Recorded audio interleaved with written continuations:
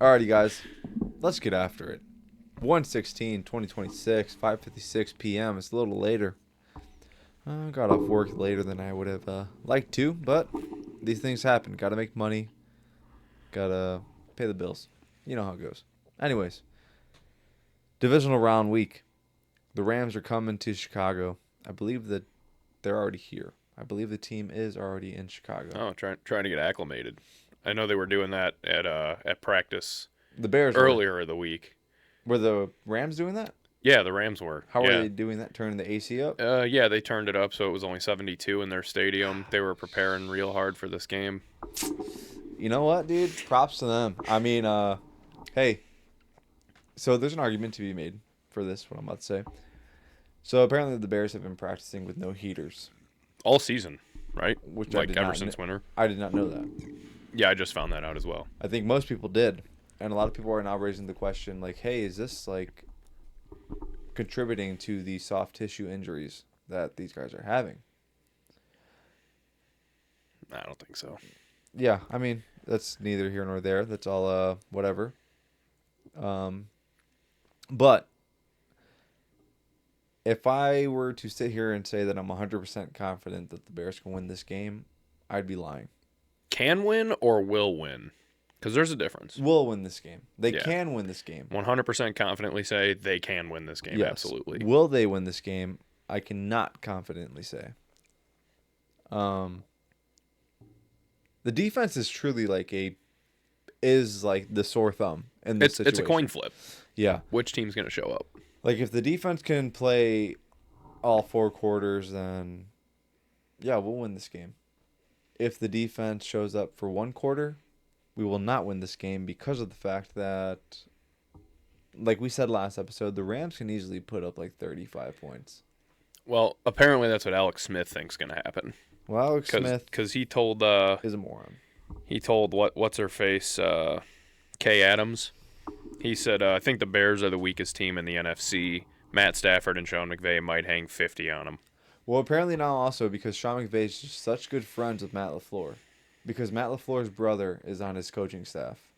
Yeah, people just want to make, and he came from McVay's tree, and like people want to make like this huge deal about it. Like, oh, Matt LaFleur called him and told him this is what the Bears do, and blah, blah, blah. It's like, yeah, that happens on a regular basis. Ben Johnson actually just did a presser where they asked him about that, and he's like, yeah, it's a pretty common occurrence. Like, everyone who's friends kind of talks throughout the week and about the opponent they just played or one that's coming up and this and that. So it's not really a big deal. Okay, yeah, Matt LaFleur can tell us what we do. It's like the film will also tell us or tell you what we do. Exactly. And then also, too, if you know what we do, why'd you let up 25 in the 4th quarter and lose?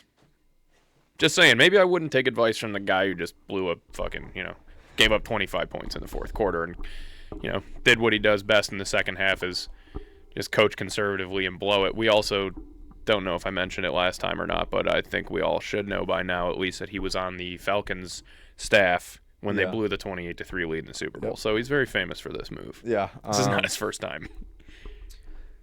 That's so blown out of proportion. It's Am I confident the Bears will win? No. Am I confident they can win? Yes. That's basically the original point. Yeah, we just need to show up for all 4 quarters. Or at least 3. What I don't want to see happen is us lock down Puka and then Colby Parkinson or Tyler Higbee or put up 65 yards on us because we're going to be honing in on Devontae and Puka. Yeah. Or Kyron gashes us for 8 yards at a time while we're locking down those guys. And then second half, start stuff in the run. And then that's when Puka starts eating downfield. Also, like, it's very well possible. So, Kyron, I myself personally think that Kyron is a pretty solid running back. I think he's pretty okay. I agree, too. I don't know why he gets so much hate. Because he's very, like, stoppable.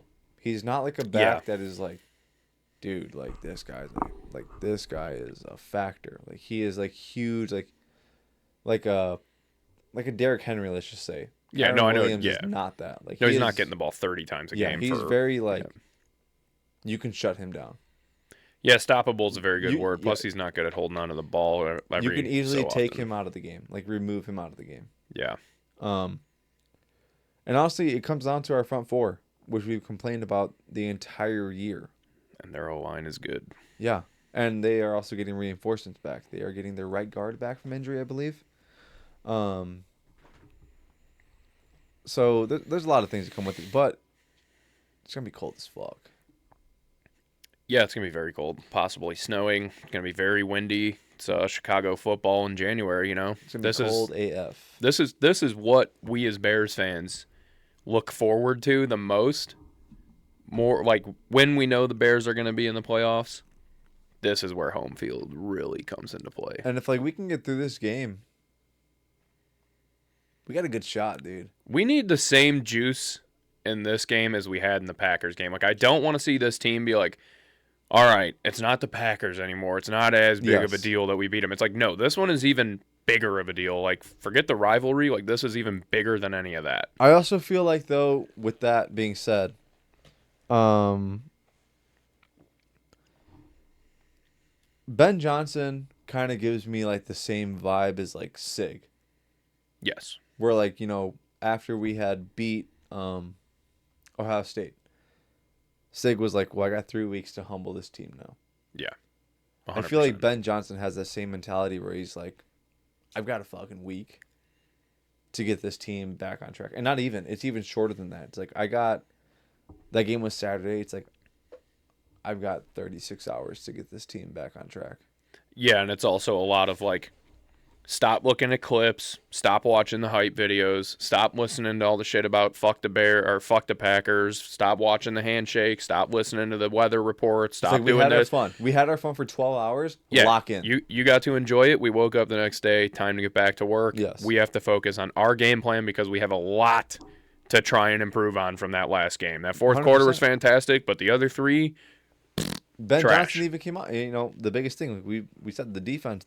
Ben Johnson came out and basically said, hey, my defense played like shit. Yeah. I mean, the offense didn't do him any favors either. The offense put up 6 points. Yeah, I was going to say the offense. 3 quarters of football. Yeah. It's that's not good. It's not good at all. It's horrible. So if they can, hone that out, get that straightened out. Give me the Rams. We beat the Rams last year with Matt Eberflus and Shane Waldron. That's a valid point. Let's do it again with a better coaching staff, better talent. Better team just all around. Yeah. So much better. I've been seeing clips, too, coming out with, Eberflus's old locker room speeches and shit, and they're like, we really went from that to this. And I'm like, yeah, it's crazy. Let's go. And so my foreman, known hater, today was he was saying, he's like, yeah, I don't know. I think they're just fluky. I'm like, yeah, just don't be mad that your season's over. I'm like, the Colts went from the best team in the NFL to losing 7 straight. I'm like, don't be mad that your season's over. Is there an argument for fluke? Yeah, I Sure. think so. I would Sure. I would agree in a Sure. sense that they are fluky because they're not consistent. His argument was the Commanders from last year. My argument was, okay, well, let's take this into perspective. Jaden Daniels injured for pretty much the entire season. Also, talent-wise, the Commanders lack talent immensely. They paid... Talking about last year or this year? This year. Who do they have? Terry McLaurin. Terry McLaurin, they signed Debo. 31. Debo, who's fat and slow. At least that's what the popular opinion is. And I'll jump on it. I mean, I think Debo has regressed immensely. The running game is Bill Krosky-Murd. His name isn't even Bill. Was hyped up from the get-go. He was a plant. And he was seriously an industry plant. And he was irrelevant, truly. He had 2 solid games. Other than that, he was kind of a non-factor. Austin Eckler tore his ACL early, though, so that sucks because he was solid for them last year. Leading receiver was Zach Ertz, a 34-year-old Zach Ertz. He's still fucking good, though. I will say he has still got it. But is that not concerning when your best receiver... Terry missed a lot of games, though. Remember? He missed a shitload of games because he got hurt since he, with the contract holdout. My whole point is, at that point, when your leading receiver is a 34-year-old tight end, okay, your team lacks talent. Your team lacks depth. But defense is butt cheeks. So he was the one comparing him to the Commanders? Yes. But he had to be comparing them to last year's Commanders. Last year's Commanders, yes, is what he was comparing. He's saying that they're a fluke. So they didn't even have Debo, and they didn't even have Bill Krosky Merritt. That's Yeah. He's like, yeah, they're just like last year's Commanders. I'm like, no, I'm like, that's a terrible argument.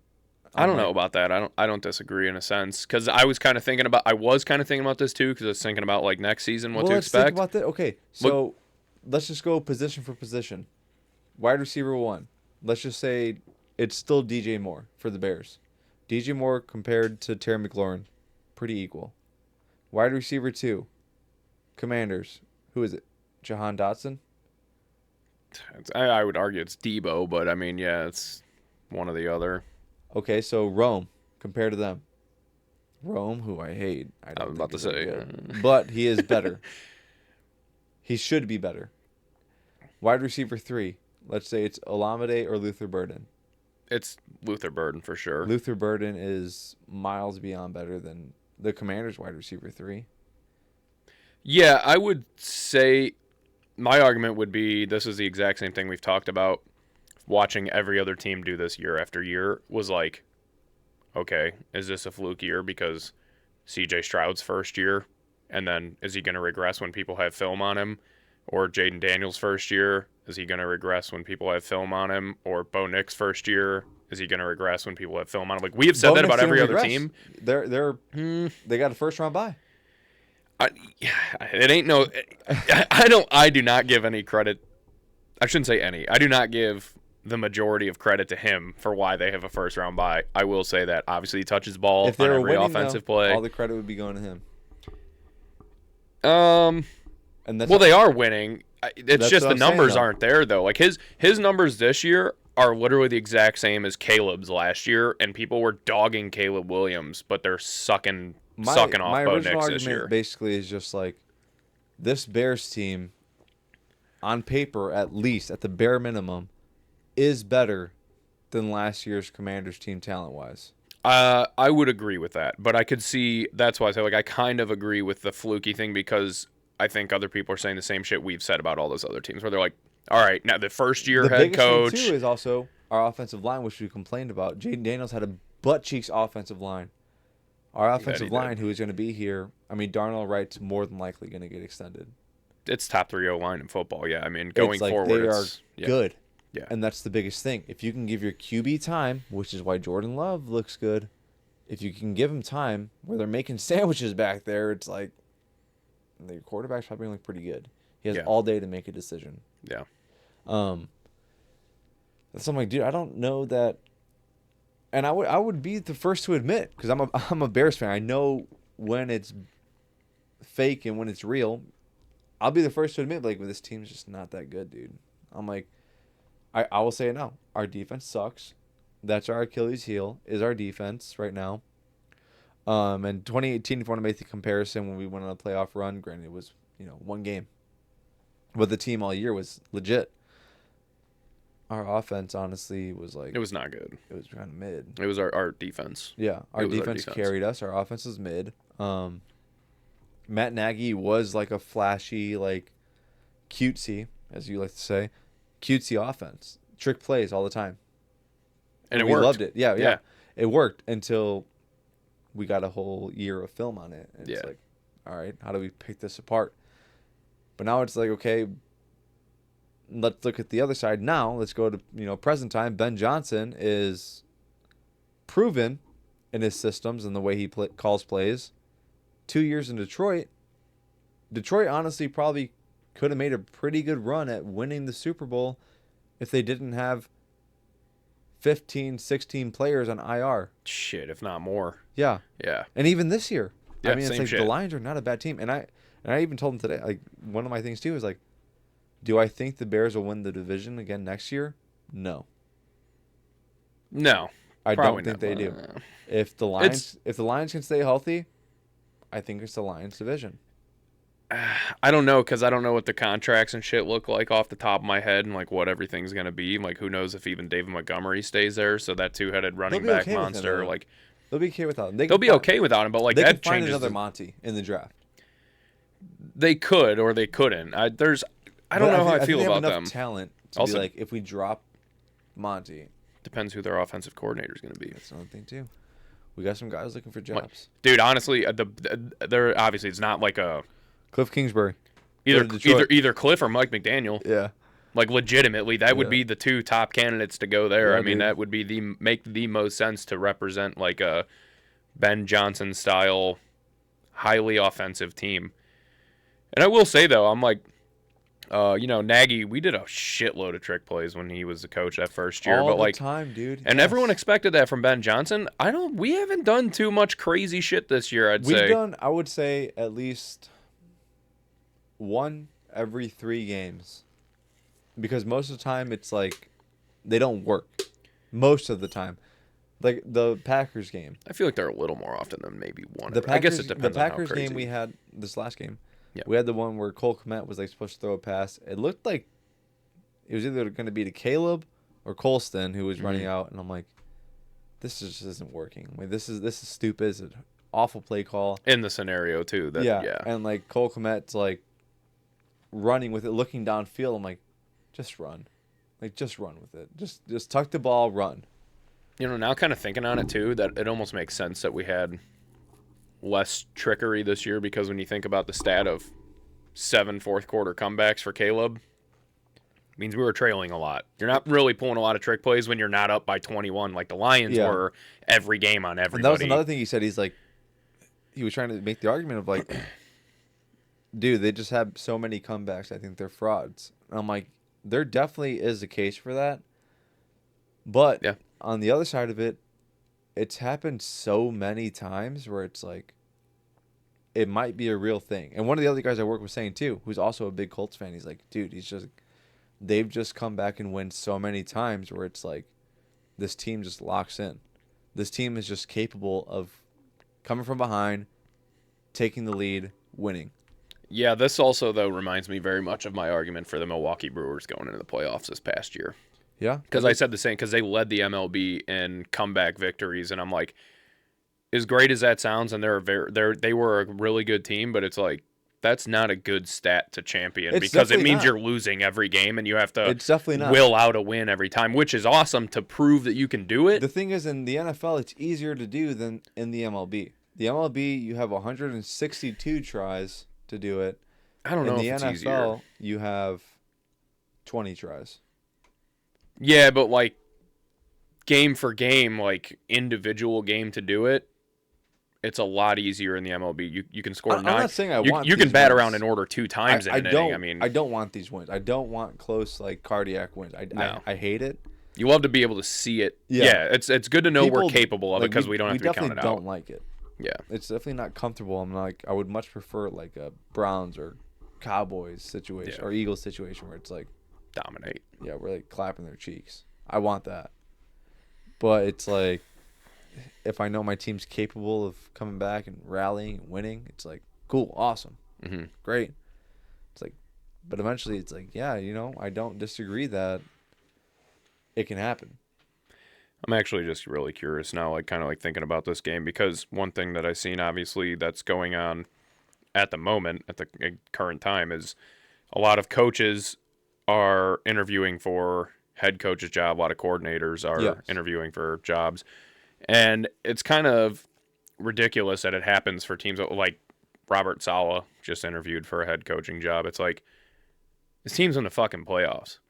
They're about to play the number 1 seed in the NFC. It's distracting. Yeah, like how it's no different than the shit we were talking about with the transfer portal in college, like how that's all going on. In the meanwhile, you're trying to game plan for the fucking national championship. It should not be allowed until after the season, like off season. I agree, but saying that, Chris Shula, the DC for the Rams, is like one of the top candidates to be able to go and get a job somewhere. Yes. So I was just trying to look it up really quick and see if he's had any interviews recently, because that would make me feel a little bit better about this game, to think that their defensive coordinators maybe done an interview or two also while trying to game plan for this upcoming week in Chicago. Yeah. But I'm not seeing much. Speaking of which, though, I'm gonna make my pick real quick. Yeah, we got obviously Bears win. That's my pick. Bears win. I think the Rams are favored like 4.5 right now. Yeah, the line did move, but it is now. It's at 4.5. The Bears are favored to cover that. What is So a lot of the money is on the Bears. 61% of the bets are on the Bears plus 4.5. I'm just gonna take Bears money line. Bears win. All right. It's 50-50 on the money line right now. A lot of people are torn. A lot of people think this team is actually legit, and a lot of people think that this team is not. One thing that I love that people are saying that this team is like fraudulent. Like this team sucks. I would have said that. I would have agreed with that if they got bounced in the wild card. We didn't. I still wouldn't have because there's still the talent and the wins were there. I mean, we can clearly win. What I would say was, like last year, week 5, or like week 6, 7, that team was fraudulent. I don't know how I didn't mean to do that. See, it's just coming out naturally now. I was listening, not listening to it. I was singing it earlier. Dude, you gotta stop. When I got out of the shower, and then I was like, "Oh, I'm gonna play it," and then I forgot to play it. So it might be a good thing. It's good. Maybe it is good. It's a brain rot. It is brain rot, but I don't know. Damn, I just totally lost my train. Oh, like last year's team by week 7, you could call fraudulent. It was just a lot of fluky shit where I mean, we sucked. We were not. Yeah, we did. We sucked. We were not good. It was not the same team that this is this year. So it's like, even if we would have lost to the Packers, I wouldn't be like, it's fraudulent. It's like we still would have had 6 comeback wins in the fourth quarter. Too, like from last year to this year was, like we said, if you give your quarterback a little more time. Yeah.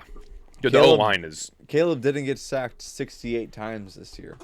It's night and day. Yes. O-line. I mean, you literally went from bottom 3 O-line in the entire league to top 5. To top 3, legit top 3 in the entire NFL. So that in and of itself can show you why you had 11 wins, 12 if you count beating the Packers in the wild card round, knocking them out of the playoffs. Yeah, I hope they're enjoying Cancun.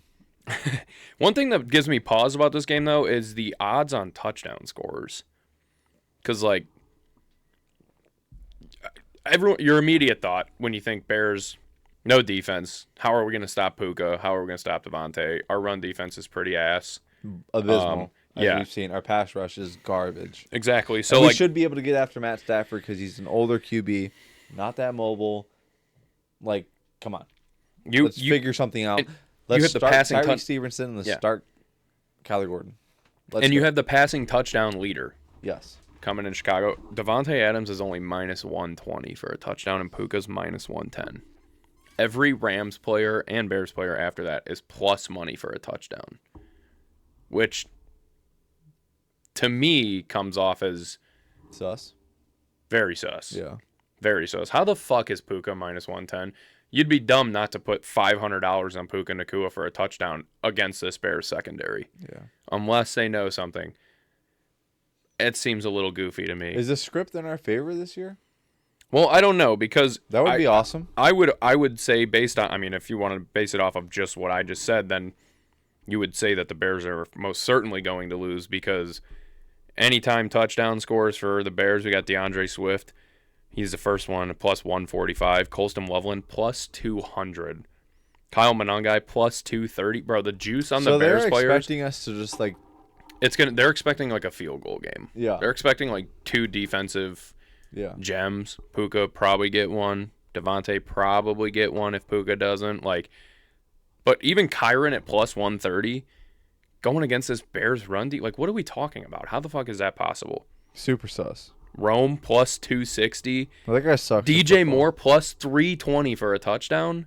Yeah. I mean, there's just a lot of I don't know. It just seems goofy. I would dabble a little bit on that, honestly. Responsibly dabble on it.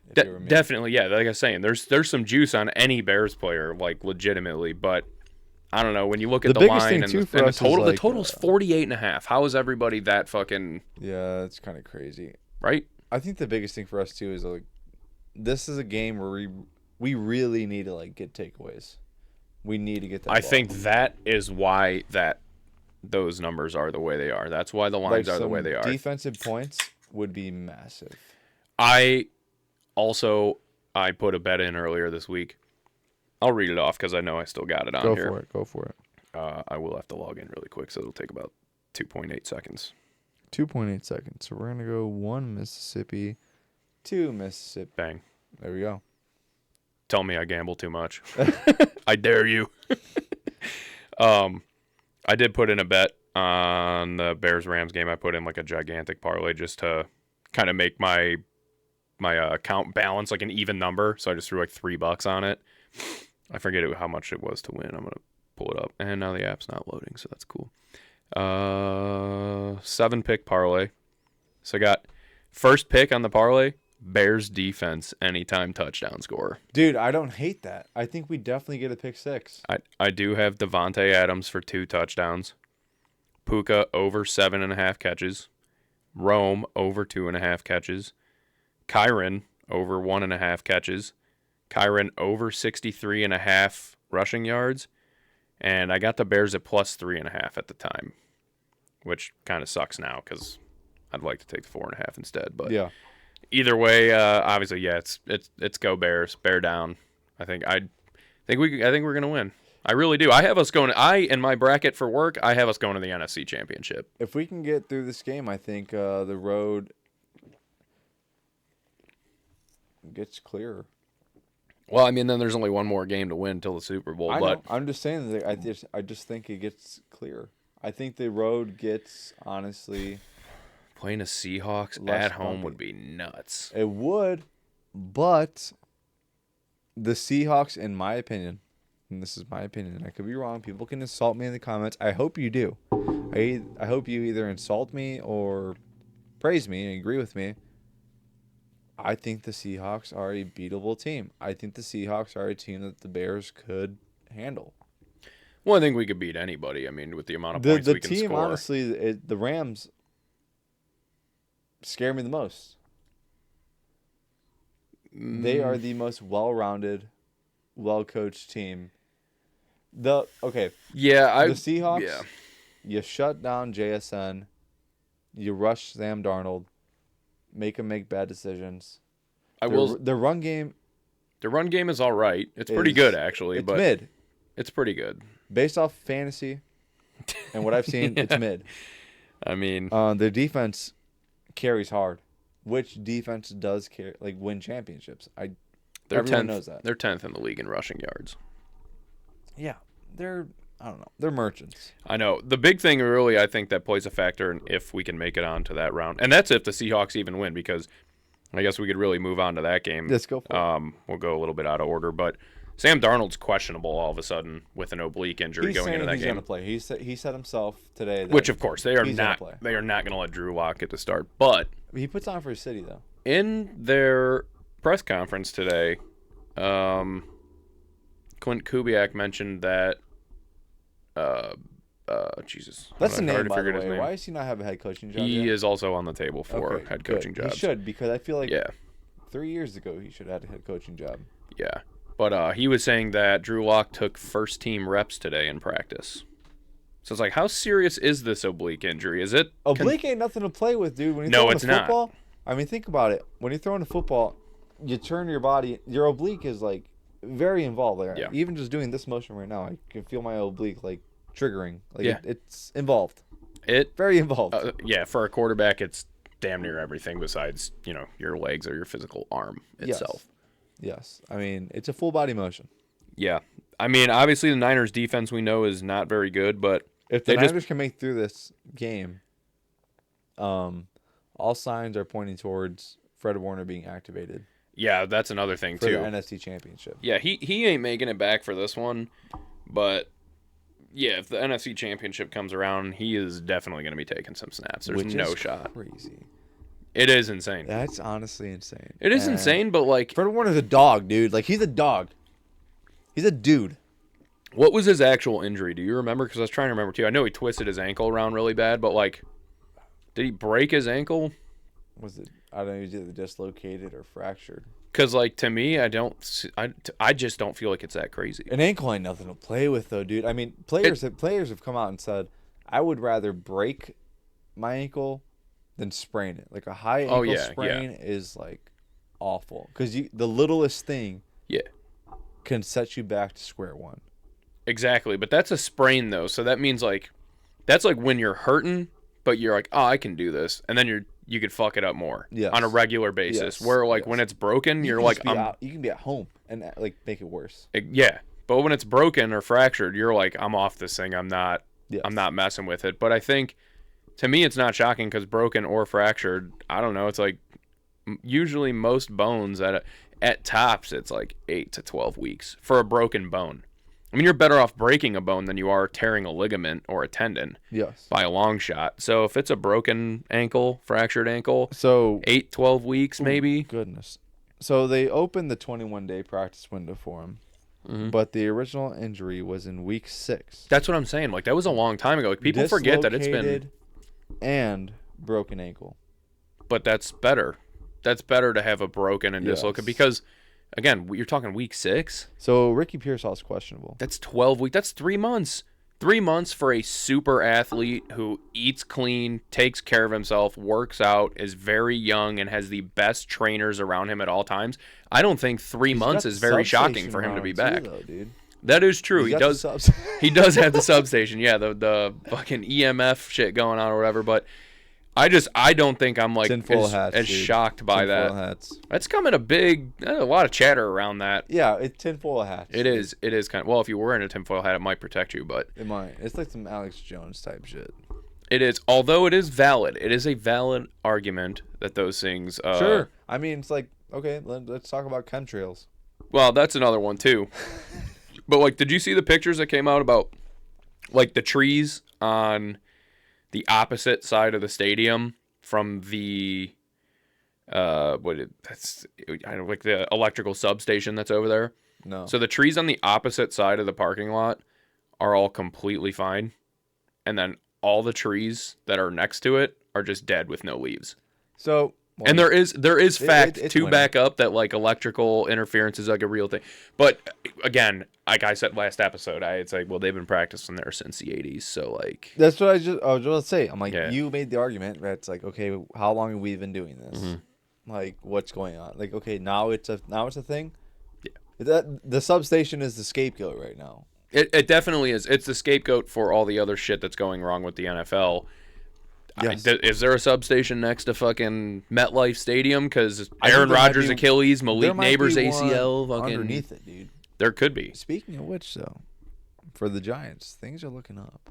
Yeah, they are. They're about to finalize a deal to get their next head coach, which is going to be John Harbaugh. Yeah, I will. I'm going to say my prediction was exactly correct. I stand by what I said because I think Mike Tomlin or John Harbaugh, the exact same replacement. I just did not expect. I didn't expect the Ravens to finish out their season like complete shit. Who goes after Tomlin now? Nobody. He's done. You don't think the Cards? I don't think anyone goes for him. You don't think the Cardinals say this? They say, hey, listen to us. You guys need a quarterback? We got a quarterback. You guys want a pick? We got picks. Take this. We'll give you Mike Tomlin for Kyler Murray and a second-round pick. The problem is he could still just be like, I don't want to coach for a year, and then they don't have a head coach. I mean, it would benefit the Steelers, obviously, but the Cardinals, they can't force him to. I don't know. Tomlin seems like a football guy, though. I mean, he'd be like, where he doesn't want to sit out of it. If he wanted to sit out of it, he would just retire. He does, but he has said that to somebody. Because I forget who it was. He still has the. If he wanted to completely wipe the option off of being involved at all, he would have retired. And then he could have just come out of retirement. He'd be like, you know what? I still want to coach. He could have done that. But instead, he's like, I'm going to step down. I need to change the scenery. I don't want to be here anymore. Deal me. Because, that move is probably like still keeping in the back of his mind. I still have love for Pittsburgh. Yeah. My career has been Pittsburgh. My everything has been Pittsburgh. Damn near half his life. I still want to help this organization. So I'm going to step down. So even though I'm going to leave, I can still somehow help this organization. I have thought about that too. So, I mean, it's like, dude. I could see it, but a lot of people are saying... It's like Lovie Smith. Lovie Smith's like, you know what, dude? I still love Chicago. Let me help him out. And now because of Lovie Smith, we got Caleb Williams. DJ Moore. Tyreek Stevenson. Darnell Wright. I'm just saying. That's a stretch, but It's not a stretch. That's actually facts. That's how does Lovie Smith factor into that? he gave us the first overall pick. What? Remember when the Texans beat the Steelers because they were playing for the first or beat No, the they Colts. beat the Colts. They beat the Colts. Was he still the head coach? He was the then? head coach of the Texans. The one year he Oh, was that the head was- coach of the yeah. Texans. And That's it was, right. It was the final week. Yeah, I And they remember the won- game. I yeah. remember. Yeah, and the Colts should have won that game because Gardner Minshew threw it right to I forget who the fuck, and the dude just dropped the ball. He And they're was a like, "Why running you back. He was throwing like it a to a backup running running back?" back, Yeah, but yeah. he was fucking Wide good. open, would have scored, walked off that game, and Davis Mills won that game. That is true. Everyone was like, why would Lovie Smith choose to win that game? He just lost them the first overall pick. Are you sure that was Lovie Smith? Dude, I will bet you any money right now. I promise you that was Lovie Smith. Hasn't D'Amico been in? No, that was Houston Lovie for- Smith. yeah, That was but- a year before D'Amico because then after that they got C.J. Stroud. Oh, that's right. Because the Texans were dog shit too, and that was like Yes. the battle of the shitters. Really. Yes, That's right. Wow, that was Lovie Smith. that's crazy. Yeah, I Yep. totally forgot Lovie Smith was Texans And everyone head coach. was like, dude, build Lovie Smith's statue. He's still putting on for Chicago. Like, he was the reason why we have that. yeah, that's crazy. Yeah, He's the I reason why we forgot. have all this right now. Not because of Ryan Poles. Shot at. Fart field. Yeah, shout out Lovie Smith, dude. Let's go on, though. So we got... Wait, dude, no. Well, Niners Seahawks. We got to make a pick, Niners. dude. I'm really Give me the tempted. Niners. Give me the Niners. I'm on the Niners. They're 7-point underdogs. And also, I would much rather see the Niners next week. I love Brock Purdy. I do. Okay, I mean, And I love I'm not gonna Christian say I McCaffrey. love Brock Purdy. I like the Niners as a whole. I really like Kyle Shanahan. I also like Shanahan a lot. But I know for a fact that we can put up 38 points against the Niners. There's something to be said about that, though. That's just we never play the Niners. That's fine. Seahawks. This is gonna be their third matchup. This should be a tight fucking game. And that's fine. That's fine. I'm saying if the Bears can face the Niners again. That's what I'm saying. Yeah. You're thinking like I'm thinking next week. yeah. If we can face the Niners again, I know for a fact that, hey, let's tighten up this defense a little more. We got we basically got like Megamind versus Einstein with Ben Johnson and Kyle Shanahan. That's what we saw last time. Bro, is the public fucking? By the way, the public went undefeated last week Love that. in every single game. Love that. Huge. Are we as the public We the people. finally We on the people, track? by the way, let's just say that. Are we the people? So real quick, the Bears and Rams again. It's gonna be cold as fuck. We all know that. It's supposed to be like it's gonna be like negative temperatures with the wind chill and everything. Matt Stafford came out and said he's gonna wear a scuba suit just to keep warm. Yeah, that would make sense. Well, good. You're gonna need it. Wear Yeah. some extra padding too, because it won't be Montez Sweat because he's non-factor fart fuel, but Kylie Gordon might hit you. Austin Booker, Jaquan Brisker, somebody, someone has to. light him up. But light him up. The total for that game in freezing cold weather, 48.5. That's not like high, but it's not low. The Niners Seahawks game, the total, you're talking two very good offenses and one good defense. Total's at 45.5, and the public 59% are on the under. Whoa, That never happens. Whoa. Everybody takes the fucking over on everything, dude. 100%, 100%. That like blows my mind. Actually, I'm very, very shocked by that, and I'm sure that's going to adjust as we move closer to game time. But I don't hate that. I don't hate the under, and I definitely think if it goes under, I'm thinking, I'm on the Niners +7, which me also the Niners. 72% of the bets are on, which I'm not a fan of. But Give me the Niners. public's riding a hot hand. Moving on from that though, next game, which I'm really, really excited for because the Bears get bounced. The team I'm going for, the Buffalo Bills. The Buffalo Bills taking on the Denver Broncos. Yeah, this one's And weird. boy, This one's boy, weird. do I say that the fact that the Bills can handle the Broncos. Sure. Thin air. We're in the mountains. We're in the Rockies, buddy. We're in the Rockies. It's up there. It's cold. The air's thin. Less oxygen. I think it's affecting Bo, too. It's affecting that running game. That's a fact. Give me Josh Allen. Give me the Bills. I'm going to say it right now. I'm making my pick right now. Give me the Bills. The Bills are 1.5-point underdogs, which is odd because they originally started off as 1.5-point favorites in this game. Vegas was just like, dude, we're going to lose too much money. I think We're going to lose way too much money right now. If think everyone's taking the Bills as dogs. I think they also are. Well, now they're taking the Bills. Now the Bills are dogs. That's what I'm saying. All right, I meant. Yeah, they were favored. Yeah. Sorry. They're going to lose a lot of money either way because everyone was on the Bills -1.5 as it was. Everyone thinks I will ride the Broncos -1.5. I think they absolutely. Give me the Bills. Give me this final score. Give me the Bills. Also, again, 30-27. And oh, God. You want to hear the total first? Yeah. Because the next game, You might want to adjust that. no. Okay, that's fine. Total's 45.5. 30-27. Locking it in. Give me the square. Give me the square now. Give it to me. Final score when the clock hits 0. Give me that. The next game though, which a lot of people are on too. I saw today at lunch on ESPN at the place we were at. A lot of people are on. Texans Patriots.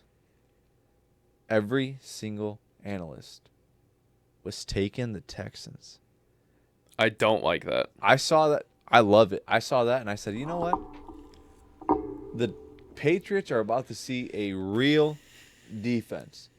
The real deal Holyfield. They did just see a real defense. With who? The Chargers? The Chargers have a real defense. Their offense might Bruh. suck, but Bruh. the Chargers are the fucking Houston Texans wrapped in a different blanket. Yeah, they're wrapped in a butt cheeks blanket. Yeah, because their offense is fucking buns, just like the Texans' offense, and their defense no is Nico very Collins this week, by the way. And Let's just say that. Also massive. No Christian Gonzalez. That's huge. That's massive. That's really, Massive. really huge. That's crazy. I did want to say quick on the Bills Broncos. Go ahead. Yeah, sorry, I just got really hyped up because give me the Texans. Give me the Texans by 14. Jesus Christ. We'll get into the. Give me the Texans by 14. That's crazy. Dude, that That's Texans crazy. defense is disgusting. You know what they're going to be doing? They are, but so is Drake. They're May. going to be taking, but they're going to take Drake May's cheeks. They said, "Hey, you're a schedule merchant. You haven't seen the likes of us all year. We're going to do with those cheeks. We're going to spread them wide and we're going to feast." I can't. I know I'm not going to be able to find this. I wish I would have screenshotted this shit about with Josh Allen. But I mean, the reason I'm on the Broncos so hard is Josh Allen is so banged up from that Jags game. But Josh Allen, He's a dog, but like you're talking best defense, second best defense in the league. I'll give him the. You're on the road. They've regressed. It's gonna be loud as shit. Like they're gonna struggle, and they're also someone else's. Well, they do have Curtis Samuel and Ed Oliver questionable. They should be coming back. But there's 2 defensive pieces that they just lost, I believe, or are questionable to play that more than likely will not play. I can't remember who.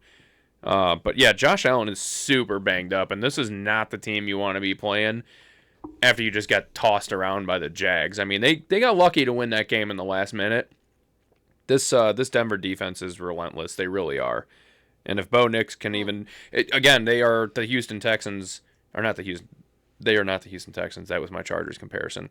The Broncos, honestly, this year, they're damn near similar on offense, too, to the Texans and the fucking Chargers. Like, offensively, they can pop off for 30, or they can win with 12. And most of their games feel like they win with 12, and then, like, the defense gets a score, so it's, like, closer. Like 12-10. Yeah, like, crazy, stupid where it's low so scores. close where it's like, give me the Beals. Yeah. I'm on the Broncos there, but that Texans-Patriots game, yeah, Patriots are 3-point favorites. They're favored to cover the 3 points, and there's 56% of the bets are coming in on the Patriots -3. 61% Patriots money line. The total for that game, 40.5. You're talking 2 good-ass defenses. This team, so this game's going to be stinky. Yeah. If you're scoring-wise, it's not going to be a high-scoring game. No. Well, no. It might defensively, maybe. It's tough because no Nico makes you feel like a certain way, but then no Gonzo makes you feel a certain way too. Where it's like, does this game all of a sudden just shock everybody and it's like a fucking shootout? CJ Stroud finally has one of his, every 1 in 5 games he plays halfway good, and then like this game just turns to like just that Drake May picking apart the best defense in the league, and then CJ also dicing up a very good defense on the We road. also haven't seen Drake May pick apart an elite defense. Who have we seen? Well, I mean, the Chargers for one. Again, they're a very very good defense, dude. They have a very good defense. Let me pull up team stats really good. Yeah, defensively, the Chargers defense lets up the second least amount of yards in the entire NFL. They were fifth in passing yards, 8th in rushing yards, 9th in points allowed, 5th on stopping third downs. Semantics. They are literally one of the best defense. Pull up the Bears stats. I don't know if we want to hear Semantics. those. I do. Semantics. All right. Bears, 27th in total yards allowed. 22nd against the pass, 27th against the run, 23rd in points allowed, 22nd on third down percentage. I'll let you have this one. Yeah, that's what I was about to say, dude. I'm telling you. I mean, obviously there is a thing of like momentum and when teams are playing good, but Drake May has played. I'm actually trying which he hasn't. Which I'm not going to take away. He has played very good. I'm trying to find another. He played Cleveland. That was at home though, but 18 to 24, 282, 3 touchdowns, 1 interception, and he had 6 sacks that game. What did the Bears do to the Browns defense? Well, that is a valid point. Very valid point. But yeah, either way, this game is really fucking close. I'm gonna look at my bracket here. I forgot what I had going into. And our bracket got so fucked up because we had the wrong teams playing each other. Yeah, we had the totally wrong teams playing each other. It was such a stupid thing. But give me the Patriots here. Give me the Patriots -3. I think this is going to be a very interesting game, obviously, because we're going to see Drake May face the best defense. And a defense that is relentless and vicious. This week, fast. And NFL honors aren't supposed to include postseason, but they do. This week will decide the MVP race. It shouldn't, but it will. Yeah, it shouldn't, but it will. Especially when the Bears beat the Rams. Oh, it's gonna be awesome. Especially when Matt Stafford loses. Matt Stafford and Drake May are both in Cancun next week, hanging out, meeting up with Jordan Love. Yeah, he's like, dude, come this way. I've been here for a week already. I know my way around this place by now. They literally know me here, dude. Yeah. And Matthew Golden's gonna be like, hey guys, dude, if you just caught 1 touchdown. He goes, dude, if you just give the bartender a 20, he'll like serve you. He'll follow you around. And they'll all be like, Jordan, get some braces. But either way, yeah. I mean, you talk about defensive gem. I mean, fucking still, even if the Patriots 13 win, to 10 Texans. Patriots. Give me the square. 13 to 10. I could see that for sure. But you think square. like Patriots Broncos AFC Championship? It'd be like that'd be pretty fire. Bo Nix versus Drake May, 2 second-year quarterbacks. They want that all over again. What was 2017? I'm trying to think. I don't think it actually was 2017. I think it was like 2015, where it was Patriots Broncos in the AFC Championship. Oh, you're talking yeah. But I mean, how like both second-year quarterbacks? I mean, it's just it's a perfect. They want that. They'll have on the NFC side. They'll have another NFC quarterback going to the Super Bowl. Shout out Caleb. Shout out the ice statue. That was kind of cool on the river. That's kind of cool. Yeah. Yeah, I'm out right now, which is really, really annoying because I don't know why. You what? I have the hiccups really bad right now. I don't know why. It's because you're wasted. You downed like a quarter of that right? beer already. I'm just sloshed. Yeah, slow down.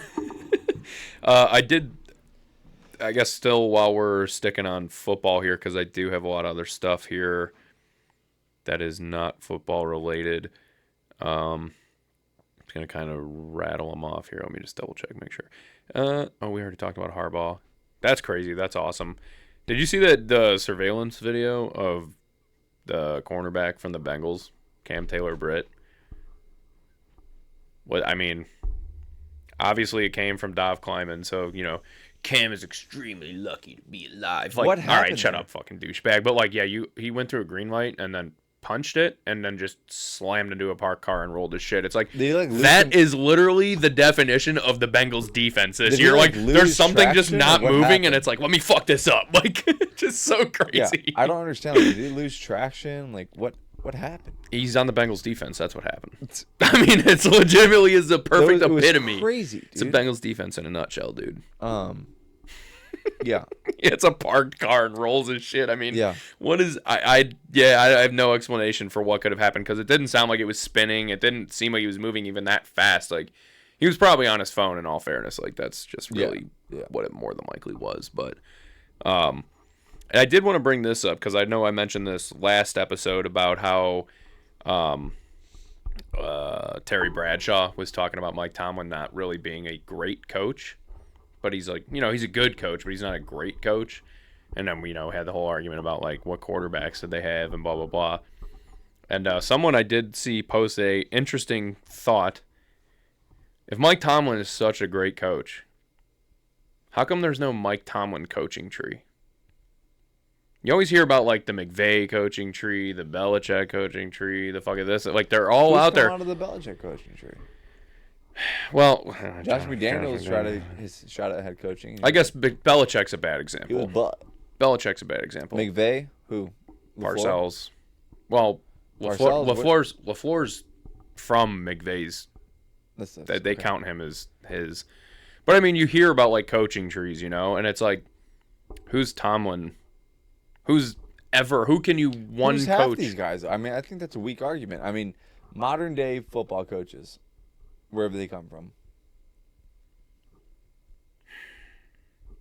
I mean, obviously everyone takes inspiration from somewhere.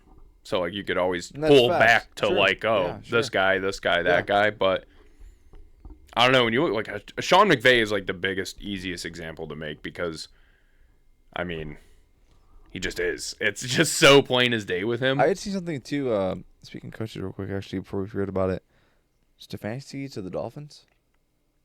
Did that just happen?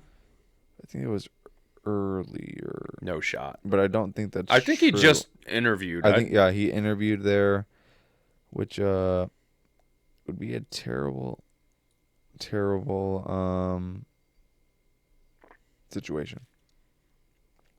I don't know why he is getting held in such high regard personally, but that's just my opinion. And There's another thing opinions my are like foreman said assholes. today. He Everyone's was got one. like, well, Kevin Stefanski, 2-time coach of the year. I'm like, sure, cool, awesome, great. Matt Nagy was coach of the year. Yeah. Awesome. Yeah, I mean, and I'm you're like, Kevin Stefanski was like his best quarterback's biggest op. exactly. And That tells you everything. arguably doing it again. Yeah, like that's everything you need to know. Arguably doing it again. He did it twice. They're Baker talking about and Shador. they're talking about him going to Tennessee. Like he's a big candidate for possibly going to get the Tennessee head coaching job. And I'm like, what? So he could just hold down another black starting quarterback and ruin his career and sabotage him? Is that what he's trying to do there too? He's a bozo. I think he sucks. I think he's racist. I mean, not a political podcast, but No, it's not politics, baby. It's fucking real life, dude. Kevin Stefanski. Is he racist? he might be. He also might just be a bumbling idiot, and More that than might likely. go hand in hand. I actually think those go perfectly hand in hand. I think those if go you're exactly hand actually- in hand. like, if So you- maybe he is racist because he's definitely a bumbling idiot. Like, if you're actually racist, you might actually just be like brain dead, because like there's no need. But idiot. That's so funny, dude. Maybe Stefanski should go to Tampa Bay, kick Todd Bowles out. He would love to do that, wouldn't he? Yeah, because he'd love to ruin Baker's career again. He'd love to kick a black head coach off a team, wouldn't he? That's what I was getting at. Fucking, we already established this, I thought. Dude, We honestly, figured though, it out, At dude. that point, I wouldn't even be upset though. Like Todd Bowles needs to go. I mean, like Brady, can't get much worse, Brady right? basically gave him that head coaching job. Oh, he absolutely did. Well, speaking of Bruce racist, Arians. speaking of racist, the guy tried to be anti-racist, and that's why Todd Bowles has a fucking job, because literally Bruce Arians said the league needs more black head coaches. That is actually a fact. It's like, and we cannot argue that because Bruce Arians did come out and say this. He did, and then Robert Kraft also said that as well when he hired Gerard Mayo, and then 18 weeks later fired him because he's like, oh wait, and maybe it doesn't matter what skin color you have, you just fucking suck or you're good at the job. I mean, it's like Todd Bowles has been so bad. Arguably just as bad in my opinion, where it's like, okay, dude, like, yes, I'm all for it. Sure, yeah, 110% all for it. But it's like, this guy's not qualified for a head coaching job. And it's also like not even just the fact of like, okay, he's an African American or whatever. It's like they're also cleaning on the fact like, dude, Gerard Mayo was a stud for this team.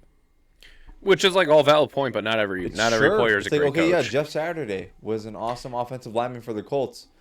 When he came in, the first game he coached, everyone was like, "We love Jeff Saturday, yeah." That's what happens. By the end of it, they were just like, "This guy sucks." Yeah. Come on. Yeah, no, that's 100% facts. I mean, that's just how it is. Not every player is going to be a great coach. Yeah. And that was when you do a DEI hire over like actually looking at the numbers and being like, he's probably not going to be. It's like, yeah, that's what's going to happen. Seeing that kind of with Todd Bowles a little bit. I mean, Todd Bowles at least deserved a fair shot. Todd Bowles, I would say, is the same thing I said about Eberflus. Up until this year, granted, an immense lack of talent in Dallas, but it's like Todd Bowles, awesome DC. Yeah. Head coach, an atrocity. Definitely, but at least he deserved his shot that he got, as opposed to Gerard Mayo, who had never done anything. Super Bowl with the Bucs, dude. Yeah, he was part of that coaching staff. Yeah. Speaking of people who shouldn't have a job too, I don't know if you've seen Ryan Poles. Well, no, I know you quick glanced at my phone. Little deception there. Jacob Infante, the guy, he's like a reporter or whatever. So sometimes he says legit things. Sometimes he says he's a meme page. I agree. Yeah, I've noticed that. Yeah. But I'm gonna just read this breaking news that he put out the other day. I want to see if I'll let the people here decide what their opinion is on this. A lot of people's heads are about to hurt. Yeah, we're not gonna say anything else. So let's leave it at that. We'll let you guys decide. So it says breaking. Bears GM Ryan Poles allegedly that his 2025 to 2026 NFL season went for what he is and said to do. He is the first NFL GM the head coach win with a game in the Bears of first playoffs in Chicago. Great news for the 8-time has been NFL so many times. And then he just never said anything else. Did you read the comments? Most yes. people were just like, what the hell is going on? A lot of people, I thought I was developing a seizure while reading this. Yeah. I was like, or having a stroke while reading this. I'm like, yeah, I agree. It's pretty funny. That is funny. This is stupid. Doesn't really matter, but I thought it was actually kind of interesting. Jason Witten got a job. He's Oklahoma's tight end coach now. Did you see Matt Ryan? His new job? He's something with the Falcons, right? Yeah, what is he, like, helping them? President of, like, football operations. Yeah. I did not see that, but I knew he was So he's involved no longer with CBS. He is now with the Falcons, back to where it all began. Awesome. Cool. Who the hell do they hire as a head coach? I don't think anyone yet. No, I'm saying who do they? Oh. Like, I was like trying to think like who Mike the fuck Tomlin. Anyone who needs a head coach right now, honestly, should be going after Mike Tomlin. Everybody definitely is trying to call his ass, but I don't think he's coaching this year. I don't know. Don't. Well, it's not even up to them to call him. They need to be calling the Steelers as a problem. That is true. They need to call the Steelers front office and be like, hey, we want Tomlin. Say, okay, well, what can you give us? It's like Bijan and Kyle Pitts to the Steelers. Jalen Warren comes to the Falcons, and then a 6th round pick. And the Falcons would be Mike Tomlin would be out of a job by the end of next year, dude. Like, come on. Dude, he's a great coach. Yeah, he would turn a team around. Remember, he's done so much good with nothing. Okay, he's got Michael Penix. That's the thing. That's the thing, though. Everyone would just be so quick to be like, "Yeah, he's a problem." Yeah, he's a problem. He sucks. Yeah. He sucks. Yeah, and they're like, maybe just because the fact you just got rid of all your talent. Ironically enough, even if he got rid of who did I say, Bijan and Drake London, Kyle Pitts. Oh, Kyle Pitts. He would still have more talent on that team than he's had on any Steelers team in like 10 years. Yeah, since Big Ben, basically. Like, legitimately with Mike Penix, Drake London, Tyler Mike Algier. Tomlin might miss Antonio Brown more than Antonio Brown misses Mike Tomlin. I think Mike Tomlin might miss Antonio Brown more than Antonio Brown misses Antonio Brown. Yeah. CT ESPN. Yeah. Yeah. But anyways, that's all I got in the NFL. That's all I had on the NFL as well. The biggest thing. Look at Yeah, Kyle, look at Kyle's jacket. Look at half of this jersey, the disgusting half that is. Let's spin back to last Black episode. Bart. Let's spin black. Spin. God. Spin black. Freudian slip. Spin back to last episode to what I said. The Cubs would not re-sign Kyle Tucker. No, They didn't. and it was due. They didn't. Not to the fact that they would not offer enough money, but only because they did exactly. They should have at least offered him $250 million like it was expected with a clip. What I said, hey, for what, 3 years? dude, whatever if they could have offered him 4 years, 250, he would have stayed. Which Nah, they would have got bumped. They should have, because you know what? Baseball is getting ruined anyways. The salary cap's coming. The holdout's coming. The lockout is imminent. It's inevitable. It's imminent because you want to know why? The Dodgers did it again. Yeah. They did it again. Yep, the Dodgers have officially managed to sign Kyle Tucker to a 4-year, $240 million deal. How the fuck this is possible? Dude, we were both right. The Instagram post. I want to pull up the Instagram post. I'm going to look it up right now. Where ESPN said the Dodgers know how to spend money. It's not a flex, dude. I'm just going to run through this real quick. Give me a minute. So it says the Dodgers know how to spend money. LA's 5 $200+ million contracts are the most by any MLB team in history, including Clayton Kershaw in 2014. I'm just going to run through the players and the contracts, okay? The big ones. Wait, hold on. Did you just say they've had 5 $200 million plus contracts? Yes, That's what you $200 said? million plus. Yeah. Are they currently, just for the record, they have 7 players on their active roster that have over $100 million contracts. Yes. So let me just Yeah. I'm gonna read it off because there are 2, 4, 6, 8, 9 players in this post right here. Shohei Ohtani, 10 years, $700 million. Mookie Betts, 12 years, $365 million. Yamamoto, 12 years, $325 million. Kyle Tucker, 4 years, $240 million. Blake Snell, 5 years, $182 million. Freddie Freeman, 6 years, $162 million. Will Smith, 10 years, $140 million. Tyler Glasnow, a.k.a. Killian Murphy, Yes. is 5 years, $136.5 million. Edwin Diaz, 3 years, $69 million. Yeah, I think the lockout is imminent. The Dodgers are ruining baseball. I think if I'm not mistaken, their entire roster going into this year currently is like total all said contracts is like $2.2 billion. I believe it. Because when you just name off like that, like I said, there's 7 guys right now actively who are making over 100, like have over $100 million contracts, and Shohei obviously taking up $700 million is absurd. It's all But I mean, just deferred, between which him is and freaking crazy. yeah, just between him and Mookie Yeah. is $1 billion. Yes. And so then accommodate every other player on their roster. Yeah, it's like over $2 billion worth of money. That's and there's reasons the that Dodgers, that's. if we get baseball this year, mark my words. No, we will. It's next year. Yeah, yes. Yeah, this yeah. year we'll get baseball. This year we'll get a Dodgers 3-peat. But I'll say we're gonna get a Dodgers 3-peat. We will get a Dodgers 3-peat. We are for real about to get a Dodgers 3-peat, and anyone who disagrees might be wrong. We might be wrong. I actually don't want to get too arrogant or cocky or confident about that because my baseball knowledge is not as wide as my NFL knowledge. So let's say that. Yeah, but I think we were both equally right when you said, like, in the sense, like, oh, the Cubs aren't going to pay Kyle Tucker enough. Like, they're not going to pay him enough because of exactly what I was saying about how everyone knows this is the final hurrah. There's no salary cap. Fuck it. Pay the luxury tax. Do what you can. You knew it. And literally after we finished last episode was when I looked up and told you, I said, well, the Mets just offered Kyle Tucker $50 million. $50 million on a year-to-year basis. Yeah. Year-to-year contract, and then the Dodgers turn around and go, "We'll give him $60 million a year." Like, how does that happen? That shouldn't. It's just where we're at. It's just where we're at. It's circumstantial. It's because of all the shit that's again the impending doom of the lockout in 2027. But this is definitely going to cause it. Even if the Dodgers don't win the World Series, the fact that they went back to back and the whole Shohei contract and everything else 100%. is just going to send it over the edge. It's a massive deal.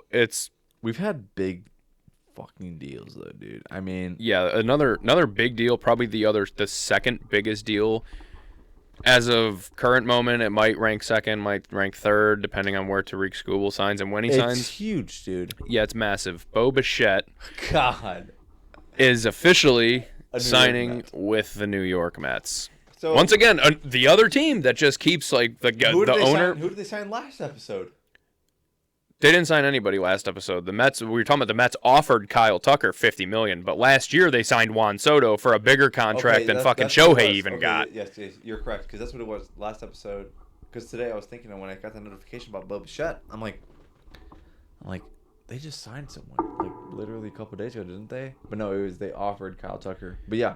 Yeah, I mean they did lose Pete Alonso after this season. I think they're getting rid of Jeff McNeil, and I think I'm forgetting the other person. They're getting rid of somebody else. But either way, I mean they went out and paid Juan Soto last year because their owner's just absolutely loaded, doesn't give a shit about anything. He just want to go ahead and pay the luxury tax. Fuck it.